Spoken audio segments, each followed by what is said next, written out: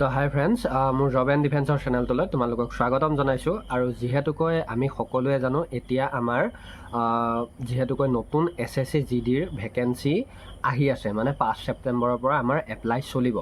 আৰু লগতে আমি সকলোৱে জানো আমাৰ অসমৰ ADRE যি এক্সাম সেয়াও আহি আছে। গতিকে আমি এতিয়া যিবিলাক কেণ্ডিডেটে জবৰ লগত লাগি আছোঁ তো সেইসকলক কৈছোঁ, মানে আগা পিছাকৈ আমাৰ এক্সামবোৰ আহি আছে।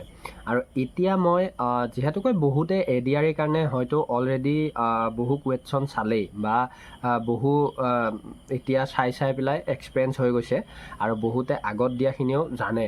কিন্তু মই যিখিনি নতুনকৈ এইবাৰ SSC GDৰ এক্সাম দিওঁ বুলি প্ৰস্তুতি চলাব বিচাৰিছে সেইসকল ল'ৰা আৰু ছোৱালীক মই আজি কেইটামান গুৰুত্বপূৰ্ণ কথা ক'ম কিতাপৰ ওপৰত। বিশেষকৈ আমাৰ GK GS আমি কেনেকুৱা লেভেলত চালে আমি এটা ভাল স্ক'ৰ কৰিব পাৰিমগৈ, বা গুৰুত্ব নিদিলে আমাৰ বেয়া কিয় হয় বা কিহৰ কাৰণে আমাৰ বেয়া হয়, বা যোৱা বছৰ আমাৰ কুৱেশ্যন লেভেল বা পেটাৰ্ণ কেনেকুৱা আছিলে, তাৰ ওপৰতে আজি কথা পাতিম।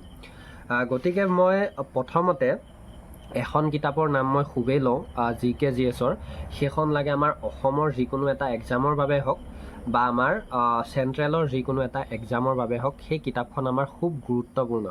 আৰু সেই কিতাপখন অসমৰ এক্সামবোৰৰ বাবে গুৰুত্বপূৰ্ণ বুলি যদিও মই কৈছোঁ, কিন্তু কিতাপখন হিন্দীত। গতিকে যিসকলে হিন্দীটোক অসমীয়া মানে ভালদৰে বুজি পায়, মানে হিন্দীটো আমাৰ অসমীয়া নিচিনাকৈ বুজি পায়, সেইসকলৰ বাবে এই কিতাপখন বেষ্ট কিতাপ হয়।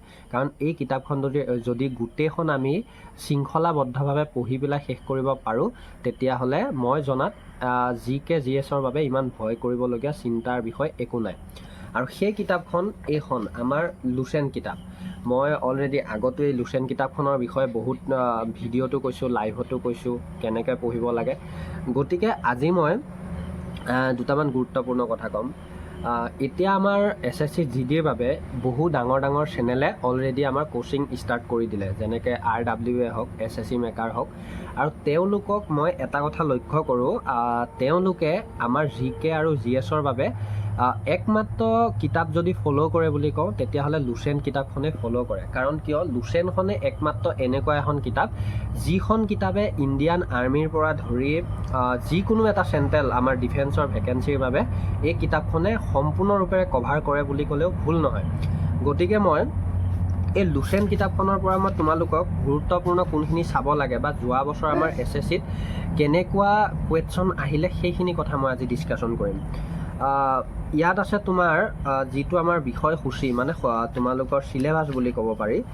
ইয়াত তোমালোকৰ এটা চেপ্টাৰ ৱাইজ আছে। এতিয়া ধৰি লোৱা ইতিহাস, মানে ইতিহাসৰ ইয়াত তোমাৰ প্ৰাচীন ইতিহাস, প্ৰাচীন ভাৰত, গোটেইখিনি বস্তু ইয়াত ধুনীয়াকৈ আছে। আৰু এই কিতাপখন তোমালোকে পঢ়িলে যে যিখিনি ইম্পৰ্টেণ্ট সেইখিনিহে চাওঁ সেইটো কথা নহয়।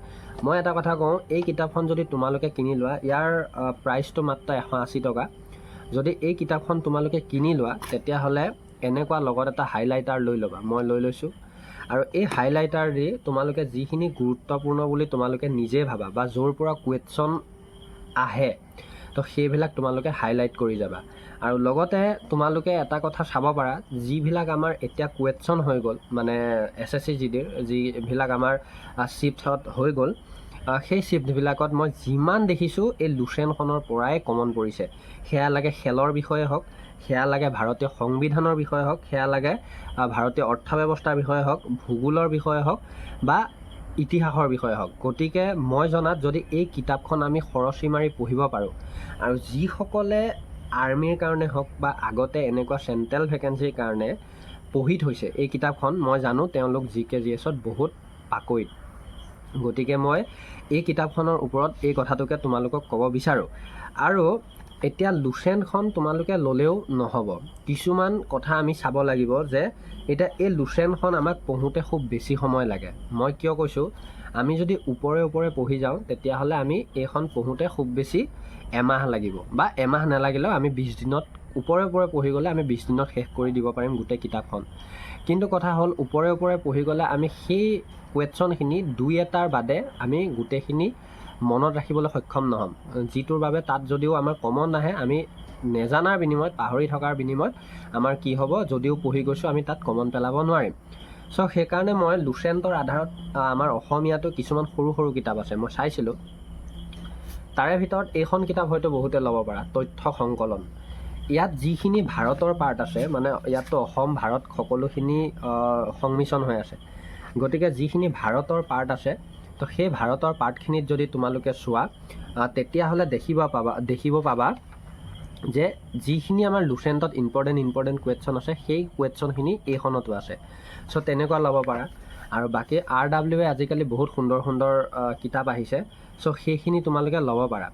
বাকী মই তোমালোকক যিহেতুকৈ ভিডিঅ'বিলাক দীঘল হ'লে তোমালোকে অলপ সমস্যা পোৱা, মই এদিন এইকেইদিনৰ ভিতৰতে লাইভত আহিম, আৰু লাইভত আহিলে যোৱা বছৰৰ কেইখনমান কুৱেশ্যনৰ ওপৰত মই ডিছকাশ্যন কৰিম। আমাৰ ক'ৰ পৰা বেছিকৈ কুৱেশ্যন অহা দেখা গৈছিলে, বা আগন্তুক নতুন ভেকেঞ্চিটোত যদি আমাৰ চিলেবাছ একো নবদলে তেতিয়াহ'লে কেনেকুৱা ধৰণে পঢ়িলে আমি জিকে জিএছটো ভাল কমন পেলাব পাৰিম, তাৰ ওপৰত কথা পাতিম। আৰু মই ভাল ল'ৰা ছোৱালীৰ পৰা এডভাইচ লৈ থৈছোঁ ফোনত, যে তেওঁলোকে এইবাৰ কেনেকৈ কমন পেলাবলৈ সক্ষম হৈছিল বা ক'ৰ পৰা পঢ়িছিল।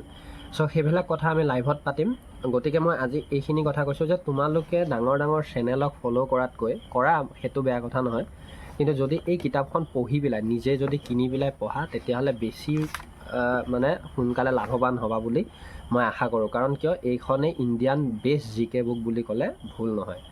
গতিকে মই এই সৰু কথাখিনিয়ে তোমালোকৰ আগত ক'লোঁ। বাকী তোমালোকৰ নিজৰ কথা ল'লে ভাল, নল'লেও কথা নাই, কিন্তু য'ৰ পৰা পঢ়া মন দি পঢ়া। গতিকে আজিলৈ মই এইখিনি কথাই ক'লোঁ তোমালোকৰ আগত। বহুতে সেই কথাটোৰ ওপৰতো মোক সুধি আছিলে। গতিকে যদি জব এণ্ড ডিফেন্সৰ লগত জড়িত হ'ম বুলি ভাবিছা, ছাবস্ক্ৰাইব কৰি জড়িত হৈ ল'বা। চ' আজিলৈ ইমানে, ধন্যবাদ। জয় আই অসম।